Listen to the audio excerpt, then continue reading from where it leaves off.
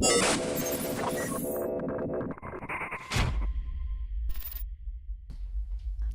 morning, good evening, good afternoon, everyone. Today I wanted to make a quick video on some more things that I've discovered from working with groups. There are certain key words that you need to use in a principles conversation that will make a significant impact and difference. One of those is innocently. And what innocently does is it covers up people's stupidity.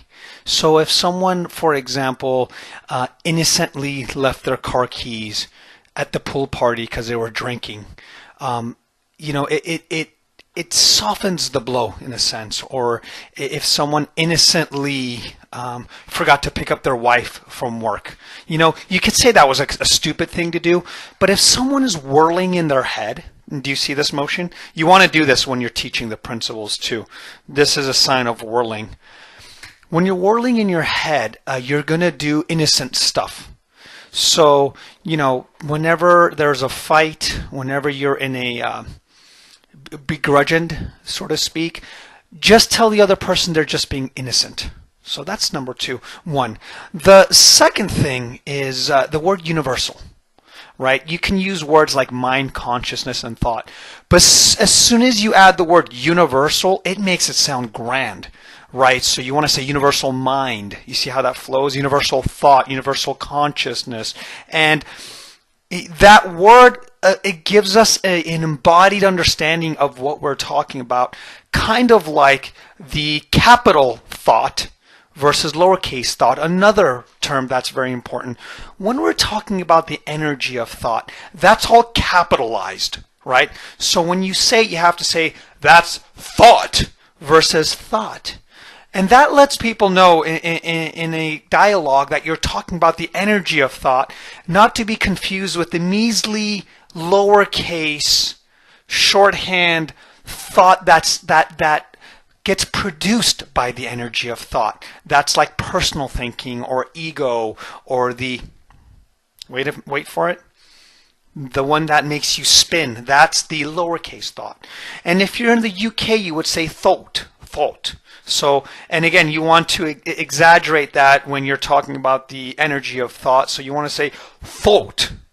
Okay, so if you're in English, it's thought. And if you're in the UK, it's thought. And you want to just express that very loudly.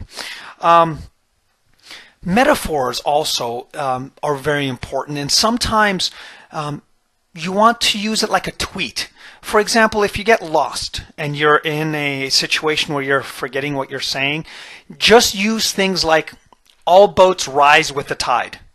No matter where you're at, you can squeeze that in. For example, you can say like, okay, I was forgetting what I was going to say, but as long as I'm in a room with you guys and my consciousness goes up, like all boats, they'll rise in the tide. My consciousness will eventually come back to the room. And you don't have to worry about being the smartest person in the room, honestly, with the principles, because as long as you start every principles conversation that the principles were originated by a 9th grade welder, it will let people know that the person that started the principles wasn't bright. And that's really important to know because it lets people in the room that aren't bright feel okay. And that's also really, really important.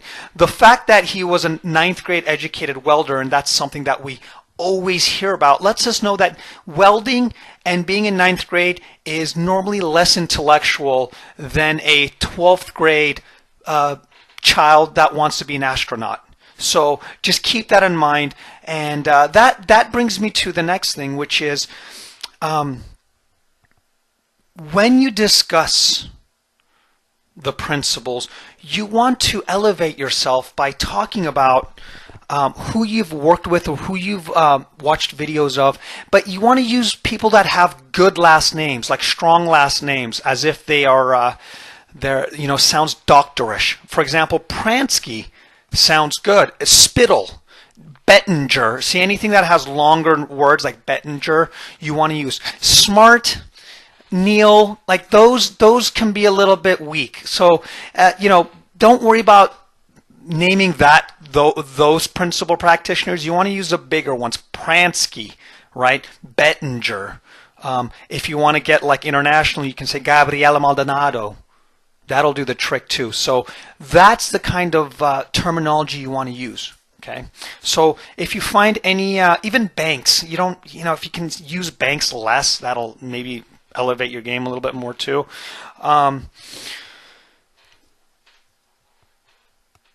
The last thing that I think is really, really important is if someone is smarter than you, tell them they're using their intellect and that they don't quite understand the principles because they're not using their wisdom.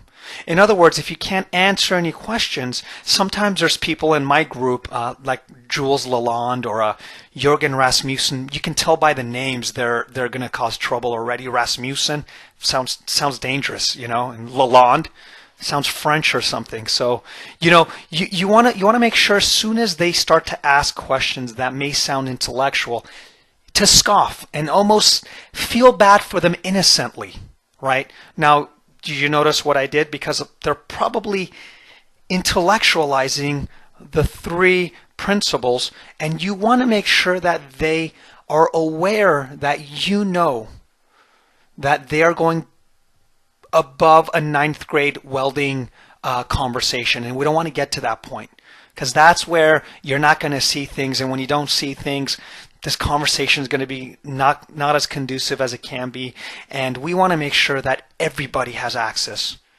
to the 3 principles. Thanks so much for listening, and stay tuned for more lessons on how to have 3 principle dialogues. Have a wonderful day, folks.